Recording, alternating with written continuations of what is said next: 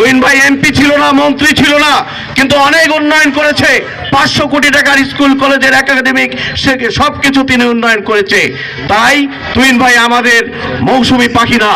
মৌসুমী পাখি হচ্ছে জামাত, যারা মানুষের হক আদায় করে না, মানুষের বিপদে পাশে থাকে না, মানুষের উন্নয়নের জন্য মানুষের কাছে আসে না, তারাই হচ্ছে মৌসুমী পাখি। তাদেরকে আমাদেরকে বিতাড়িত করতে হবে সংগ্রামী জাতীয় বন্ধু। নীলফামারী সদরে ডিস্ট্রিক্ট শহর, এইখানে এমপি হয়েছে, মন্ত্রী হয়েছে, সেই সমস্ত যোগ্যতা সম্পন্ন লোক নীলফামারী সদরে আমরা দেখেছি।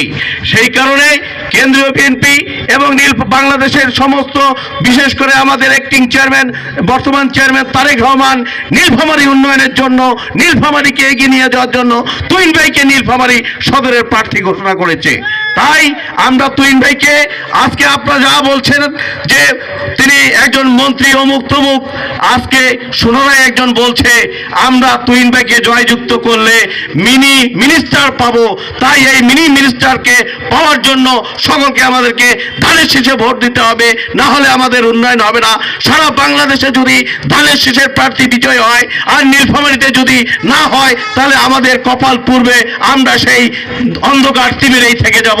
তাই আমরা আর অন্ধকার তিমিরে থাকতে চাই না, আমরা নীলফামারীকে এগিয়ে নিয়ে যেতে চাই, এই আশা।